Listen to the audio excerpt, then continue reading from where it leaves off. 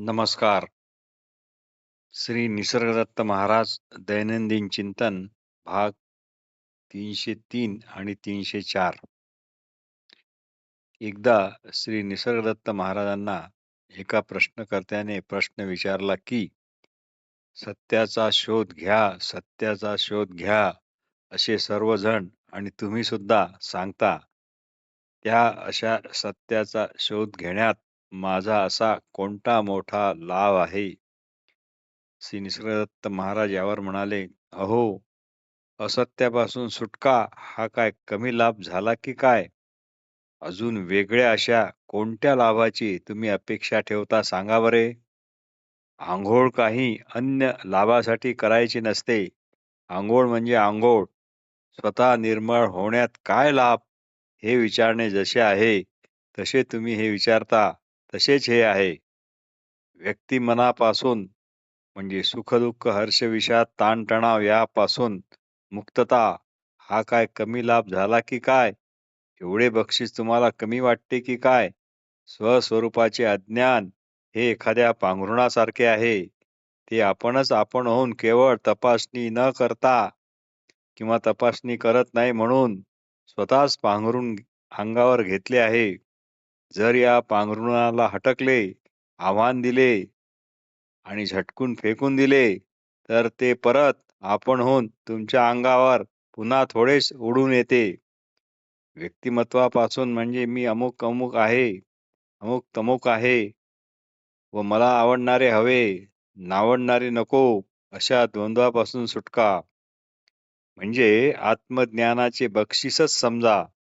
तात्पर्य श्री निसर्गदत्त महाराज म्हणतात, अज्ञानाला दरडावून आव्हान द्या, तू कोण रे? असे म्हणताच ते जागच्या जागी विरघळून जाईल. पण याकरता तुमच्या ठिकाणी अशा प्रकारची दरडवण्याची, तळमळीची मनापासून इच्छा मात्र हवी. आणि तुम्ही असे हटकावे, दरडावे अशी तुमच्या ठिकाणी जो इच्छा जागवितो, तो आहे तुमच्यातलाच गुरु, तुमच्यातलेच गुरुतत्व. मग वाटले तर सहाय्याला बाह्य गुरु हे आपोआप भेटतातच. कारण आता आत तळमळीची ज्योत पेटली आहे. आता कुणाचेही एखादे वचन, एखाद्या पुस्तकाचे पान जरी वाचण्यात आले, एखाद्याची भेट जरी झाली किंवा काही गोष्टी कानावर जरी पडल्या, इतर गोष्टी ह्या बाह्य गुरुचे अशा प्रकारचे काम करतात. हाच याचा अर्थ झाला की खरी तळमळ असली तर सद्गुरू कृपा ही नेहमीच या ना त्या रूपाने तुम्हाला मार्गदर्शन करण्याचे काम गुप्तपणे करतच असते. साधक विचारतो, आत्मज्ञानाच्या प्राप्तीकरता अविवाहित राहणे चांगले की विवाहित? यावर महाराज म्हणाले, तुम्ही विवाहित असा किंवा अविवाहित असा याला अजिबात महत्व नाही. फक्त तुम्ही तुमच्या कल्पनेचे दास तर नाहीत ना, इकडेच लक्ष ठेवा. म्हणजे झाले हे इतकेच खरे तर महत्वाचे आहे. साधक विचारतो, तुम्ही जेव्हा माझ्याकडे पाहता तेव्हा तुम्हाला नक्की काय दिसते? महाराज म्हणाले, तुम्ही स्वतःविषयी जी अमुक तमुक म्हणून जी कल्पना करता तिकडेच माझे फार बारकाईने लक्ष आहे. तुम्ही तुमच्याविषयी कळकळ तुम्ही तुमच्याविषयी केवळ कल्पनाच करता हे मी प्रत्यक्ष पाहतो आहे. शुद्ध स्वरूपाच्या आवडी-निवडी रहित अशा पंचज्ञानेंद्रियाच्या व्यतिरिक्त जेवढे काही मानसिक म्हणजे मनातल्या मनातले जग आहे, ते निर्मित असे नाही, तर तुम्ही मनातल्या मनातच निर्माण केले आहे, एखाद्या स्वप्नासारखे. प्रत्येक व्यक्ती त्याचे त्याचे असे एक मनातल्या मनातले स्वतंत्र असे मानसिक जग निर्माण करतो. तुमच्या स्वप्नात खूप लोक असतात.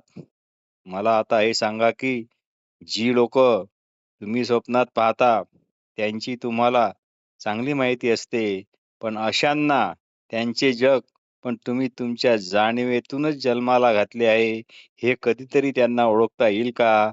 हा समज ज्याचा त्यालाच येतो. जास्त उघड करून सांगता येत नाही. म्हणून हा प्रकार इतरांना समजून सांगण्याच्या भानगडीत पडू नका. संदर्भ प्रकरण नंबर 4 बियॉन्ड फ्रीडम संपादक मारिया जोरी भाग 304 एका साधकाच्या प्रश्नाचे उत्तर देताना श्री निसर्गदत्त महाराज म्हणतात, स्मृती ही नेहमीच नाशिवंत म्हणजेच क्षणभंगूर असते.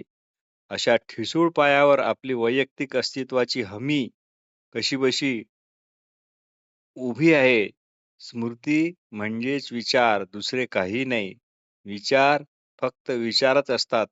येथे त्याला माझे म्हणणारा, त्यावर मालकी सांगणारा त्या क्षणात कुणीच असा नसतो.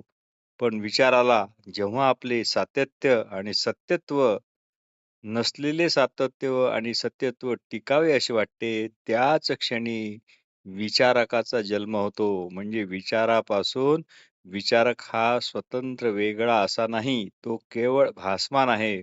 पण हे सर्व कळणे ज्यामुळे शक्य होते, ते मात्र कुठल्याही परिस्थितीत विचार असू शकत नाही. हे केवळ हे कळणे केवळ अगोदरपणाने असणाऱ्या असणेपणामुळे शक्य होत आहे. हा असा असणेपणा कुणाचाही वैयक्तिक असा नसतो. तो सर्व प्राणिमात्रांच्या ठिकाणी समान रूपानेच आहे. विभागलेला स्वतंत्र वैयक्तिक असा तुकड्या-तुकड्यांनी विखरलेला नाही.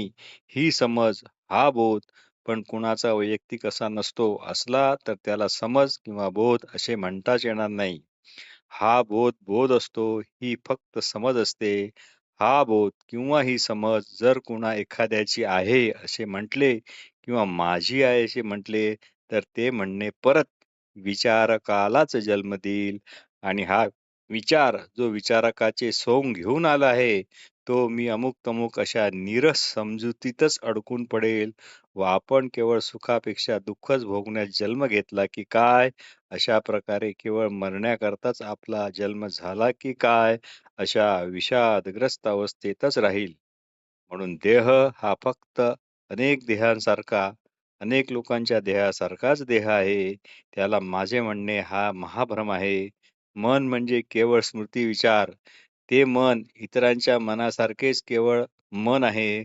अशा मनाला माझे मन म्हणणे हा भ्रम आहे. जसे स्मृती आणि विचार फक्त स्मृती आणि विचारच असतात, त्यांना माझे म्हणणारा विचारक हा भ्रम आहे.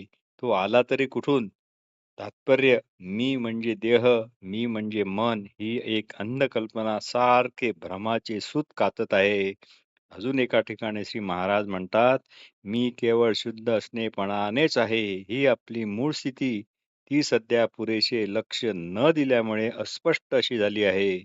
ती जेव्हा पूर्ण लक्ष दिल्यामुळे पूर्ण स्पष्ट होते, तेव्हा ती आपल्या ठिकाणी आपण एक महाभ्रम कसा जोपासला आहे, तो भ्रम म्हणजे जग हे अखंड सातत्यपूर्ण आहे, सत्य आहे. तो महाभ्रम जातो आणि त्याचे खोटे सत्यत्व, अखंडत्व संपते.